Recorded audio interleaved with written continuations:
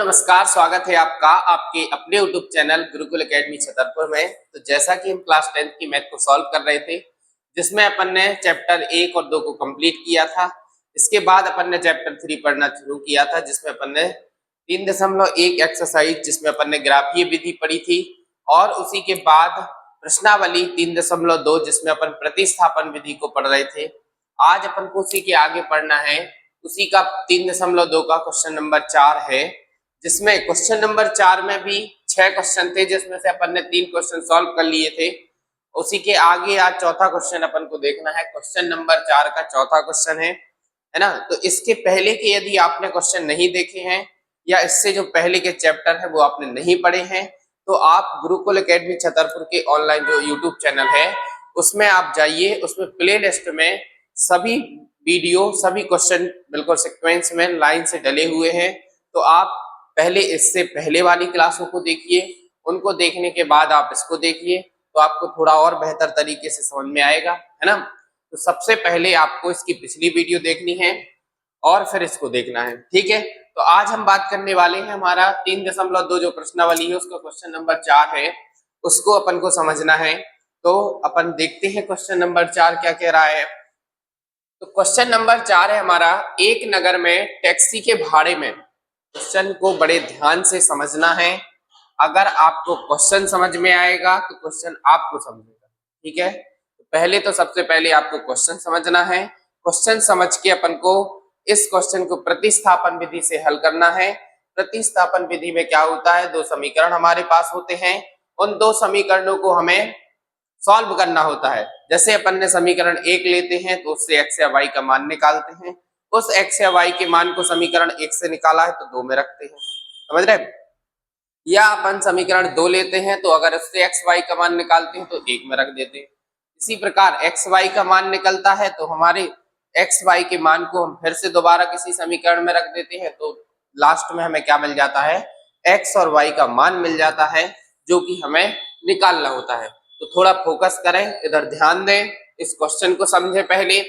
तो एक नगर में टैक्सी के भाड़े में एक नियत भाड़े के अतिरिक्त चली गई दूरी पर भाड़ा सम्मिलित किया जाता है। तो 10 किलोमीटर दूरी तय करने के लिए 105 रुपए किराया देना होता है, ठीक है।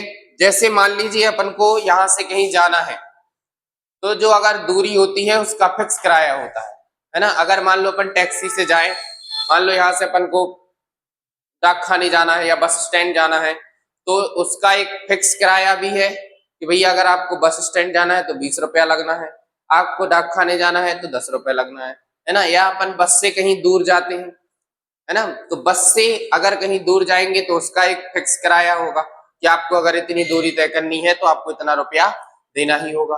फिर उसके बाद एक होता है अतिरिक्त भाड़ा।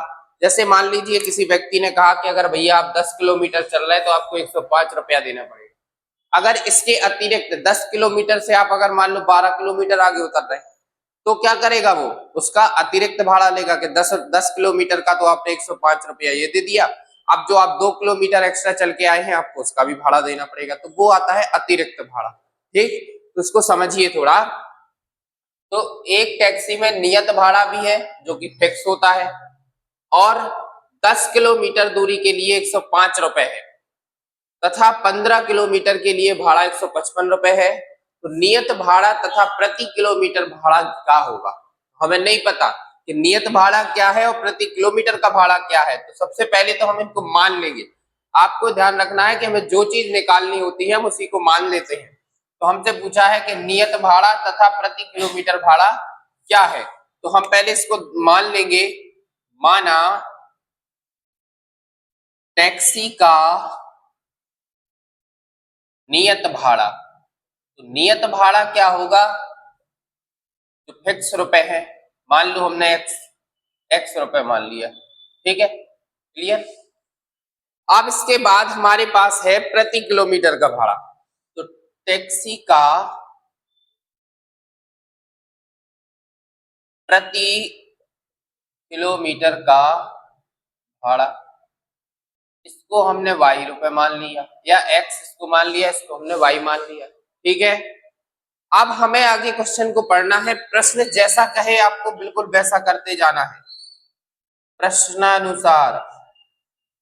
प्रश्न अब दो शर्त दी गई हैं, तो शर्त नंबर 1 कंडीशन जो पहली है उसमें अपन से कह रहा है कि 10 किलोमीटर दूरी के लिए 105 रुपए, ठीक है। यानी ये किसमें आएगा, किलोमीटर वाले में। नियत भाड़ा तो उसका फिक्स है, एक्स है, ये तो लगना ही है। तो अगर वो नियत भाड़ा एक्स रुपया देता है और प्लस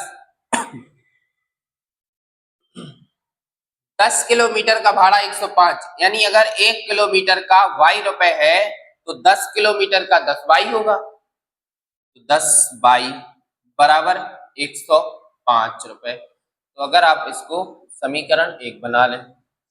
इसके बाद शर्त दूसरी क्या है, तो नियत भाड़ा तो लगना ही लगना है, जो एक्स रुपया है वो तो लगना ही लगना है, लेकिन 15 किलोमीटर के लिए भाड़ा 155 रुपए है। अगर 1 किलोमीटर का भाड़ा वाई रुपए है तो 15 किलोमीटर का भाड़ा 15 वाई होगा, तो प्लस 15 वाई, तो कितना लगेगा, 155 रुपया।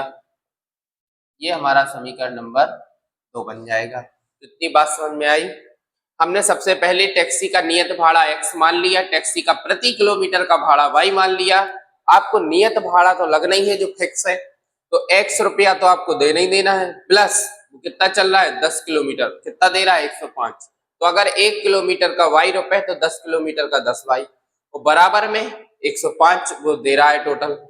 अगर x नियत भाड़ा है प्लस 15 किलोमीटर तो 15 वाई हो जाएगा, 1 किलोमीटर का वाई रुपए तो 15 किलोमीटर का 15 वाई बराबर 155। तो ये इस तरीके से हमारे क्या बन जाएंगे, दो समीकरण बन जाएंगे। अब हम क्या करें, समीकरण 1 से अब आपको प्रतिस्थापन विधि करनी है, तो विधि से सॉल्व करना है, तो इसमें से कोई भी एक समीकरण ले लेना। हमने ले लिया x plus Y, X plus 10 Y बराबर 105। तो x को इधर ही रखा रहने दो, इस 10 वाई को उठा करके इधर ले जाओ, तो 105 और ये 10 वाई आएगा तो माइनस का हो जाएगा 10 वाई। यहाँ से आपको क्या मिल जाएगा, तो यहाँ से आपको x का मान मिल जाएगा, जो कि हमारा समीकरण तीसरा बन जाएगा। क्लियर है। इसके बाद x का जो मान आपने समीकरण 1 से निकाला है, इस x के मान को आप समीकरण 2 में रख दो। तो इधर हम लिख लेंगे कि x का मान समीकरण 2 में रखने पर, तो समीकरण 2 क्या है हमारे पास, तो समीकरण 2 है x प्लस 15 वाई बराबर 155। अब x जहां लिखा दिखे इस लाइन में, x को ढूंढो और उसकी जगह पे रख दो 155 माइनस 10 बाई, तो इस x की जगह पे रख दिया हमने 105 माइनस 10 बाई, और ये प्लस 15 बाई ज्यों का त्यों रख देना है, और बराबर में 155 रख देना। तो अब ये देखो, एक माइनस है एक प्लस है, तो 15 में से 10 घटा देंगे तो 5 वाई बचेगा, बराबर में 155 लिखा है, और इस 105 को बराबर के उधर ले जाना है, तो इसको उठाएंगे और इधर फेंक देंगे, तो माइनस का हो जाएगा। अब 5 वाई बराबर 155 में से 105 घटा देंगे तो कितना बचेगा, 50 बचेगा। तो y बराबर 50 बटे 5, 5 धाम 50, यानी y बराबर 10 आ जाएगा। यानी जो उसका प्रति किलोमीटर का जो भाड़ा है वो कितना है, 10 रुपए है। ठीक है। अब हमें ये y का मान कहाँ रखना है, y का मान समीकरण आप चाहें तो 1 में, 2 में, 3 में कहीं भी रख सकते हैं। अपन समीकरण 3 में रखते हैं। 3 में रखने पर तो समीकरण 3 है x बराबर 105 माइनस 10, और y की जगह पे रख दो, y की जगह पे रख दो 10, तो x बराबर देखो 105 लिखना है, 105, तो 105 माइनस 10 धाम 100, तो x का मान कितना आ जाएगा, 5 आ जाएगा। ठीक है। यहां से हमें क्या मिल गया, तो यहां से हमें मिल गया, पहली कंडीशन में उसने पूछा था कि नियत भाड़ा और प्रति किलोमीटर का भाड़ा बताइए, तो इधर हम लिख देंगे कि अतः अतः टैक्सी का नियत भाड़ा, टैक्सी का नियत भाड़ा क्या होगा, नियत भाड़ा हो जाएगा उसका, एक्स का मान है 5 रुपए, ठीक है। और फिर टैक्सी का प्रति किलोमीटर का भाड़ा, प्रति किलोमीटर का भाड़ा क्या हो जाएगा 10 रुपए, ठीक है, 10 रुपए। अगर वो टैक्सी से कहीं जाता है तो उसको कितना रुपया लगता है, 1 किलोमीटर जाता है तो 10 रुपया लगता है, अगर 1 किलोमीटर से थोड़ी भी ज्यादा चलता है तो उसको क्या लगेगा, 5 रुपया एक्स्ट्रा लगेगा, ठीक। तो प्रति किलोमीटर का भाड़ा 10 रुपया है और नियत भाड़ा जो है वो 5 रुपया है, क्लियर है। अब आगे क्वेश्चन को देखना है तो हमसे आगे पूछा है कि एक व्यक्ति को 25 किलोमीटर यात्रा तय करनी है तो उसका भाड़ा क्या होगा। तो आप इधर लिख लेंगे कि 25 किलोमीटर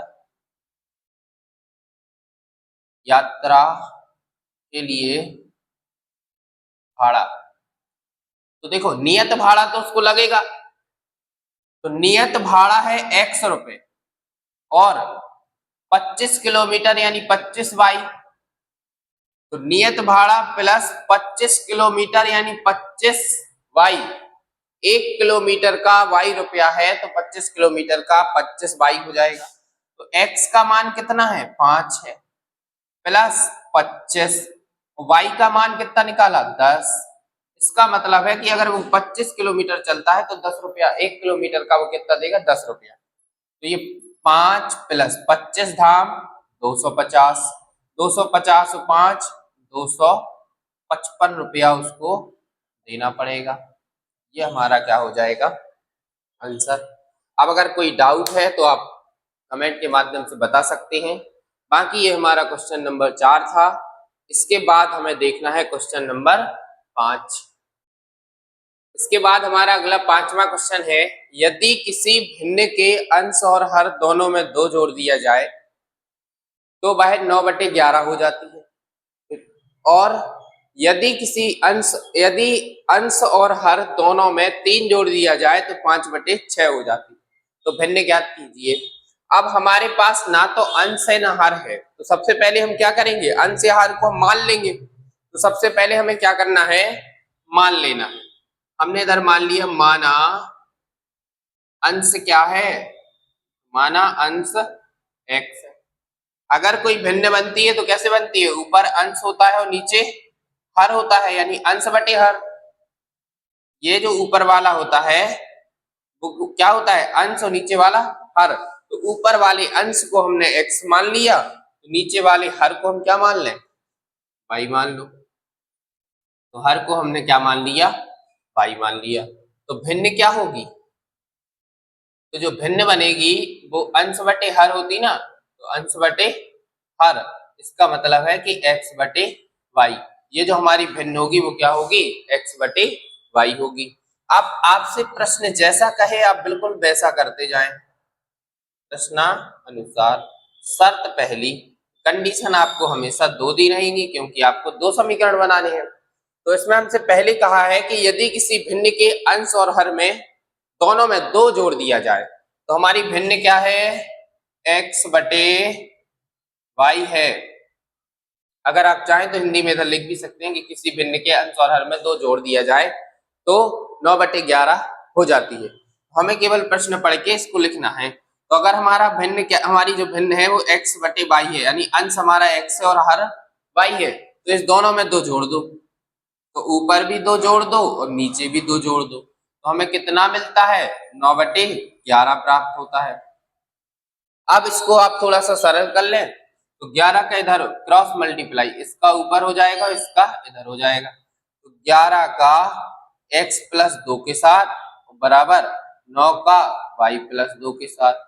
तो 11 का x के साथ गुणा करोगे तो 11x होगा, 11 का 2 के साथ 11 दूनी 22 होगा, फिर 9 का y के साथ तो 9y और 9 का 2 के साथ तो 9 दूनी 18। अब इसको अंग्रेजी के अक्षर जो चर हैं उनको हमें एक साइड रख लेना है और जो संख्याएं हैं अचर पद हैं उनको एक साइड रख लेना है। तो ये हमारा हो जाएगा 11x, इस 9y को उठा के लाएंगे तो ये हो जाएगा 9y बराबर में 18, और इस 22 ये प्लस का है और बराबर की साइड जाएगा तो माइनस का। तो ये 11 ज्यों कहते हो, इस 9 को इधर उठा लाए, इस 22 को इधर ले गए। 11x में से अब ये देखो दोनों अलग अलग हैं तो घटा नहीं देना। 11x माइनस 9y बराबर 22 में से 18 घटा दो तो क्या बचेगा, माइनस का 4 बचेगा। ये हमारा क्या बन जाएगा, तो समीकरण 1 बन जाएगा। इसके बाद आपको शर्त दूसरी देखनी है। तो शर्त दूसरी में क्या कहा गया है, शर्त दूसरी है, आगे पढ़ेंगे कि यदि अंश और हर दोनों में 3 जोड़ दिया जाए तो x और y, अब इन दोनों में 3 3 जोड़ दो। अभी अपन ने क्या जोड़ा था, तो 2 2 जोड़ा था। अब क्या जोड़ना है, 3 3 जोड़ना है। तो क्या मिलता है, 9/11 मिल जाता है। तो फिर क्रॉस मल्टीप्लाई, इसका इधर ऊपर कर देंगे, इसका इधर कर देंगे। तो 11x + 3 बराबर में 9 और y + 3। क्लियर है। अब अरे इधर पढ़ो भैया, यदि अंश और हर में 3 जोड़ दिया जाए तो 5/6 प्राप्त होता है। अपन ने वही का वही लिख दिया, 9/11। इधर 5/6 कर लेना, ठीक है, गलती से मिस्टेक। अब इसका ऊपर और इसका इधर, तो 6 का करना है x + 3 के साथ और 5 का करना है y + 3 के साथ। अब आप क्या करेंगे, इसका गुणा कर देंगे। तो 6 का x के साथ होगा 6x हो जाएगा, 6 का 3 के साथ होगा 18 हो जाएगा। 5 का y के साथ होगा 5y और 5 का 3 के साथ होगा तो 15। अब 6x ज्यों का त्यों, इस 5y को उठा लाओ इधर, माइनस का हो जाएगा। इसके बाद इस 18 को इधर ले जाओ तो 18 क्या हो जाएगा, माइनस का हो जाएगा। तो 6x माइनस 5y बराबर 18 में से 15 घटाओगे, माइनस का 3 बचेगा। इसको अपन समीकरण 2 बना लेंगे। अब हमारे पास समीकरण 2 है, समीकरण 1 है और 2 है। इसको हमें क्या करना है, प्रतिस्थापन विधि से हल करना है। तो आप अगर चाहें तो इधर लिख सकते हैं, समीकरण 1 व 2 को प्रतिस्थापन विधि से हल करने पर, ठीक है। तो प्रतिस्थापन विधि से समीकरण 1 क्या है, तो 11x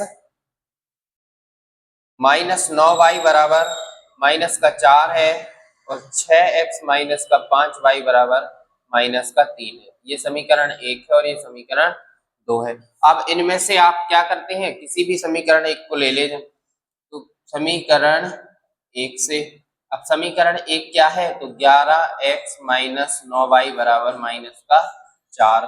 तो 11x जहाँ को ता लिखो रहने दो और इस 9x को इधर ले जाओ, तो ये माइनस का 4, ये इस साइड आएगा तो प्लस का हो जाएगा 9y। अब x बराबर क्या हो जाएगा, तो x बराबर हो जाएगा माइनस का 4 प्लस का 9y बटे में आ जाएगा 11। तो ये हमारा क्या बन जाएगा, ये हमारा समीकरण नंबर 3 बन जाएगा और यहाँ से हमें x का मान मिल जाएगा। इसके बाद जो आपने x का मान समीकरण 1 से निकाला है, इसको आपको कहाँ रख देना है, समीकरण 2 में रख देना है। तो x का मान समीकरण 2 में रखने पर, समीकरण 2 क्या है, समीकरण 2 आपके सामने लिखा है 6x माइनस 5y बराबर माइनस का 3। अब आपको x जहां भी लिखा दिख रहा है वहां पे आपको x का मान रखना है। जैसे इधर ये x लिखा है तो इसकी जगह पे रख देना, तो 6 ज्यों का त्यों x की जगह पे रख दो माइनस का 4 प्लस का 9y और बटे में 11, ठीक है। अब माइनस का 5y ज्यों का त्यों बराबर माइनस का 3। क्लियर है। x की जगह पे हमने x का मान रख दिया और कुछ नहीं किया है। अब आप 6 का अंदर गुणा करोगे तो 6 चौको 24, वो भी माइनस का क्योंकि माइनस है, प्लस 6 का 9 में करोगे तो 9 छक्के 54 y और ये माइनस का 5y बराबर का -3। अब इसके बाद इस 24 को उठा करके उस साइड ले जाओ और इसको आप क्या करेंगे, घटा देंगे, क्योंकि ये क्या है, तो 6 का अंदर आपने गुणा किया तो 6 चौको 24 और 6 का 9 छक्के 54 और ये बटे में क्या लिखा है, तो बटे में 11 लिखा है, और इधर ये माइनस का 5y बराबर का माइनस का 3। अब इसके बटे में कुछ नहीं है तो इसको थोड़ी सा बुरा लग रहा है, तो इसके बटे में आप क्या लिख लेंगे, 1 लिख लेंगे। इसको थोड़ा अच्छे से लिख लो, माइनस 5y बटे 1 बराबर माइनस का 3। इसके बटे में कुछ नहीं था तो हमने 1 लिख लिया। अब यहाँ से आपको इन दोनों का एलसीएम करना है, तो इधर एलसीएम में 11 आ जाएगा, 11 से 11 कट जाएगा, तो इस पूरे में 11 से 11 में भाग दोगे तो 1 आएगा, तो 1 का इस पूरे में गुणा करोगे तो ये ज्यों का त्यों आ जाएगा, माइनस का 24 प्लस का 54y, माइनस 1 से 11 में भाग दोगे तो 11 आएगा, और 11 का 5 के साथ गुणा कर दोगे, 11 5 55y बराबर में माइनस का 3। इस 11 को उठा करके इधर गुणा करवा दो। बाकी इसको देखो, ये हमारा प्लस का है और ये माइनस का है, तो 55 में से 54 घटा दो, 55, ये 24 माइनस का 55 में से 54 घटा दोगे तो माइनस का y बराबर माइनस 3, और ये 11 का इधर गुणा हो जाएगा। क्यों? क्योंकि इसके बटे में कुछ नहीं है, 1 है, तो इसका इधर गुणा होगा और इसका इधर गुणा होगा। जैसे अपन ने इधर किया था ना क्रॉस मल्टीप्लाई, इसका ऊपर किया था, इसको इधर ले गए थे। इसके बाद ये हमारा माइनस का 24 है, इधर अगर आप चाहे तो इधर डायरेक्ट भी गुणा करके लिख सकते हैं, 11 तिया 33, माइनस का 33 हो जाएगा सीधा। 11 का 3 में गुणा करो, सीधा 33 लिखो, तो ये माइनस का y बराबर माइनस का 33, और ये इस साइड जाएगा तो माइनस का हो जाएगा 24। अब आप इसको प्लस करेंगे तो माइनस का y बराबर, इसको क्या करो, इसको प्लस थोड़ी होगा, ये हमारा, ये इधर देखो भैया, ये माइनस का है तो इधर जाएगा तो प्लस हो जाएगा ना, है ना, तो ये इसको इधर उठा के लाएंगे तो ये प्लस हो जाएगा। अब माइनस का y और इधर देखो ये प्लस का ये माइनस का, तो 33 में से 24 घटा दो तो हमारे पास क्या आ जाएगा, माइनस का आ जाएगा। अब ये 24 6 303 33 यानी 9 आ जाएगा, वो भी काय का, माइनस का, माइनस से माइनस खत्म तो y बराबर क्या आ जाएगा, 9 आ जाएगा।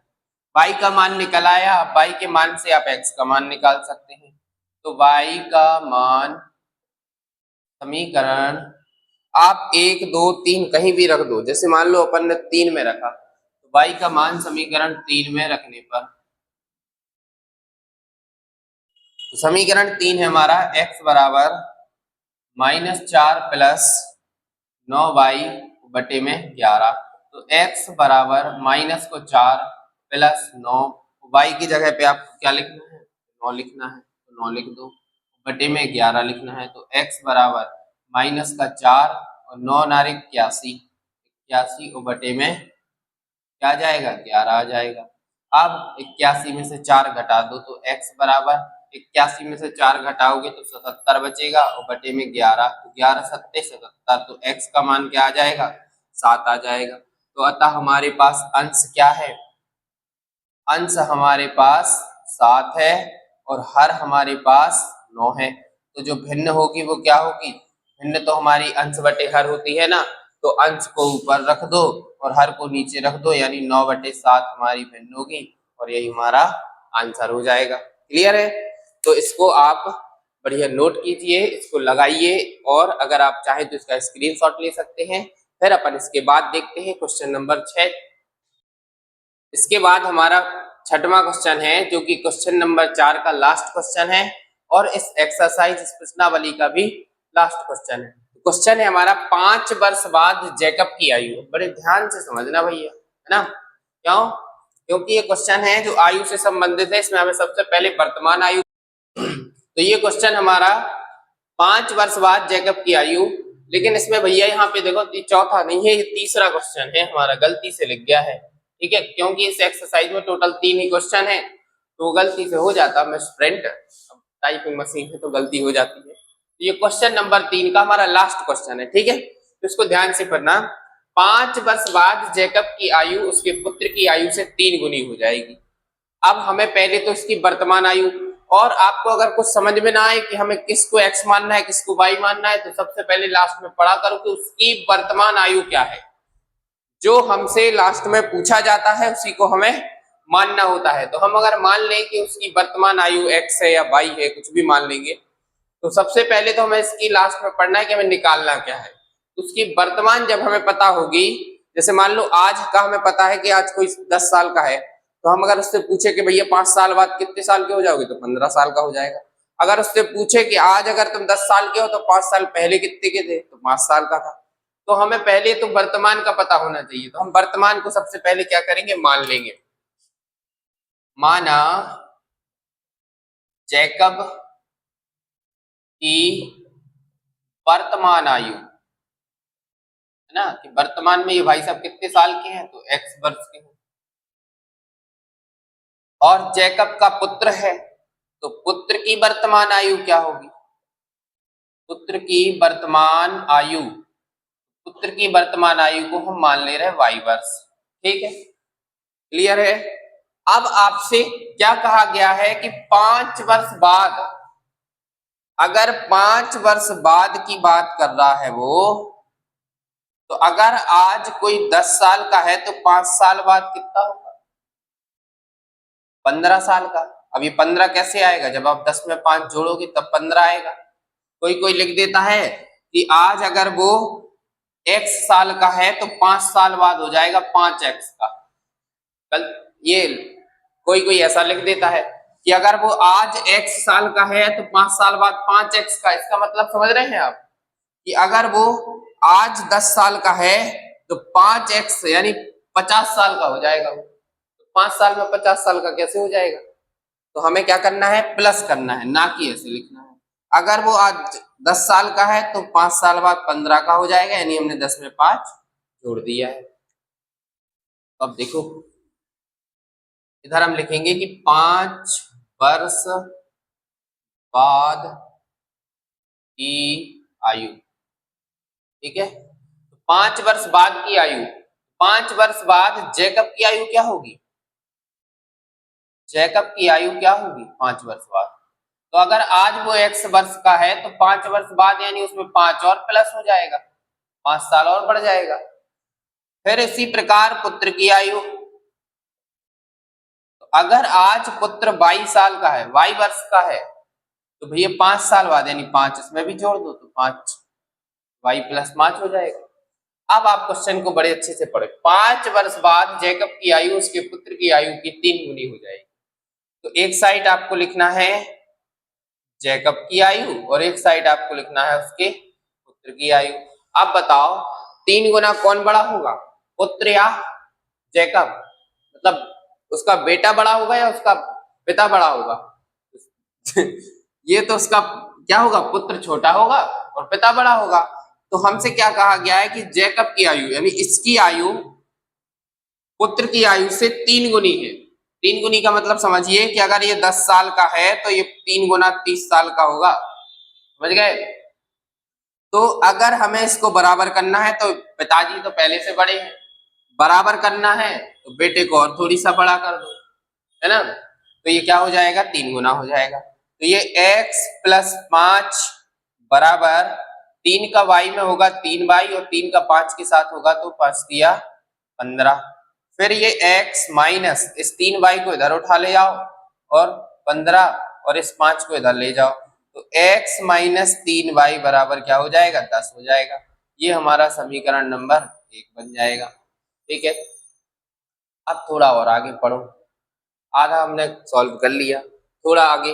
अब 5 वर्ष पूर्व की बात कर रहा है वो, यानी पहले, 5 वर्ष पूर्व, पूर्व का मतलब होता है पहले, क्या होता है, पहले, यानी 5 साल पहले की पूछ रहा है वो।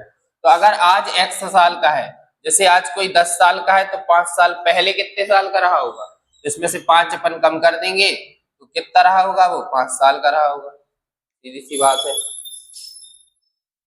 तो इधर हम लिखेंगे कि जैकब की आयु, जैकब की आयु अगर वो 10x साल का है तो 5 साल कम कर दो इसमें, और पुत्र की आयु अगर पुत्र y साल का है तो इसमें से भी 5 कम कर दो। ठीक है, तो x माइनस 5 वर्ष और y माइनस 5 वर्ष। आप क्वेश्चन जैसा आपसे कहे वैसा करो। यहाँ पे आप, ये हमारी शर्त पहली थी, दो शर्तें हैं हमारे पास। प्रश्नानुसार हमने जैसा प्रश्न कहा अपन ने वैसा किया, ठीक है। प्रश्न की सुनना है, नहीं तो वो फिर हमारी नहीं सुनेगा, आंसर नहीं आने देगा, है ना। अब आपने दोनों की आयु निकाल ली, तो x माइनस 5 वर्ष एक है और y माइनस 5 वर्ष एक है। अब फिर वही बात, पिता तो पहले से बड़ा होगा ना भैया, तो हमें बराबर करने के लिए पुत्र को करना पड़ेगा। तो हमसे पूछा है 5 वर्ष पूर्व जैकब की आयु पुत्र की आयु की 7 गुनी। अगर ये 7 गुना पहले से बड़ा है, 7 गुनी का मतलब है कि अगर ये 7 साल का है तो ये 7 गुना 49 साल का होगा, समझ रहे। अगर ये 5 साल का है तो 7 गुना 35 साल का होगा, इस तरीके से। तो हमें अगर बराबर करना है तो हम इसका 7 गुना कर देंगे, तो x माइनस 5/5 बराबर 7 का y में होगा 7y, 7 का 5 में होगा 35। अब ये x, इस 7y को उठा लाओ और 5 को इस साइड ले जाओ, तो माइनस का 35 और प्लस का हो जाएगा 5। तो x माइनस 7y बराबर माइनस का 35 है, प्लस का 5 है, घट जाएगा तो माइनस का 30। इसको आप बना लें समीकरण नंबर 2। अब आपको समीकरण 1 व 2 को प्रतिस्थापन विधि से हल करना है। तो समीकरण 1 व 2 को हल करने पर, तो आप इतना भी लिख सकते हैं कि हल करने पर आप प्रतिस्थापन लगा सकते हैं। तो एक हमारा क्या है समीकरण, x माइनस 3y बराबर 10 है, और दूसरा हमारा है x माइनस 7y बराबर माइनस का 30 है दूसरा। अब आपको क्या करना है, प्रतिस्थापन विधि में सबसे पहला काम होता है कि इन दोनों में से कोई भी एक समीकरण ले लो। तो हमने ले लिया समीकरण 1 से। हमारा समीकरण क्या है, x माइनस 3y बराबर 10। अब इससे हमें क्या निकालना है, x का मान। तो x को इधर ही छोड़ दो, 3y को उठा ले जाओ, तो 10, 3y इस साइड चला जाएगा तो प्लस का हो जाएगा। तो आपको यहाँ से सीधा सीधा बिल्कुल पका पकाया मिल जाएगा समीकरण 3, ठीक है। x का मान आपने 1 से निकाला है, 2 में रख दो। x का मान समीकरण 2 में रखने पर, तो समीकरण 2 है हमारा x माइनस 7y बराबर माइनस का 30। तो भाई साहब इधर देखो, ढूंढो जल्दी, x जहां लिखा है इस x की जगह पे हमें क्या लिख देना है, 10 प्लस 3y लिख देना। क्या लिखोगे, x की जगह पे 10 प्लस 3y लिखोगे, तो इधर हम क्या लिख देंगे, 10 प्लस 3y, और ये माइनस का 7y, इससे इसको जो का तो छापना है, कोई छेड़खानी नहीं करनी। अब देखो, ये भैया प्लस का है और ये माइनस का है, तो ये 10 को उठा के फेंक दो साइड, ठीक है। तो 7 प्लस माइनस का है और ये प्लस का है, तो 7 में से 3 घटा दो तो माइनस का 4y बचेगा, और ये माइनस का 30, और इसको भी उठा के लाएंगे तो ये माइनस का हो जाएगा 10। माइनस का 4y बराबर, दोनों माइनस के हैं तो माइनस माइनस जुड़ जाएंगे, दोनों प्लस हो जाएगा, और माइनस का 40 आ जाएगा। तो y बराबर माइनस का 40 बटे माइनस का 4, 4 धाम 40 और माइनस से माइनस खत्म, यानी y बराबर क्या आ जाएगा, 10। यानी जो उसका बेटा था, उसका जो पुत्र था, बेटा कितने साल का था, तो भैया बेटा वर्तमान में 10 साल का था। हमें तो वर्तमान पता करना है। अब आप चाहे इस y के मान को कहीं भी रख लें, तो y का मान समीकरण 3 में रखने पर, अब समीकरण 3 है x बराबर 10 प्लस 3y। अब जहां भी आपको y लिखा दिखे, y की जगह पे क्या रखना है, 10, ठीक है। तो x का जो का तो लिख दो, 10 का 10 लिख दो, प्लस लगा दो, 3 लिखा 3 लिख दो, गुणा लगा के इसकी जगह पे 10 लिख दो। तो x बराबर 10 प्लस 10 दिया 30, और x बराबर 30 और 10 40। x और y के दोनों मान निकल आए। अब हम इधर लिख देंगे, अतः जैकब की वर्तमान आयु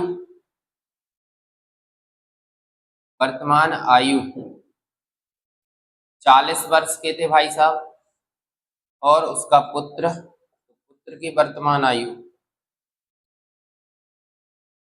पुत्र भैया कितने साल का था, 10 साल का था। ये हमारा क्या हो जाएगा आंसर। हमें क्या निकालना था, दोनों की वर्तमान आयु, जो कि हमने निकाल दी। अब ये हमारा इसका आज का लास्ट क्वेश्चन था। इस क्वेश्चन के बाद हमारी ये जो 3.2 प्रश्नावली है ये हो गई है पूरी कंप्लीट। तो बढ़िया, इसको नोट कर लीजिए, इसका स्क्रीनशॉट ले लीजिए और आप इन सवालों को ज्यादा से ज्यादा लगाइए, प्रयास कीजिए। एक बार आप देखिए, फिर खुद से लगाने की कोशिश कीजिए और अगर आप खुद से लगाएंगे तो आपसे ज्यादा अच्छे से बनेंगे, है ना। इसकी प्रैक्टिस करिए। आज के लिए इतना ही, पर मिलते हैं नेक्स्ट क्लास के साथ। बढ़िया पढ़ते रहिए, स्वस्थ रहिए, मस्त रहिए, मुस्कुराते रहिए और सुनते जाइए। अगर वीडियो पसंद आ रही है तो वीडियो को लाइक करें, शेयर करें और कमेंट करें और चैनल को सब्सक्राइब जरूर कर लो, ताकि कोई भी नई वीडियो आती है तो उसका नोटिफिकेशन मिल जाता है। ठीक है, इसके बाद अपन मिलते हैं अगली एक्सरसाइज, अगली प्रश्नावली 3.3 के साथ। तो आज के लिए इतना ही, मिलते हैं, धन्यवाद।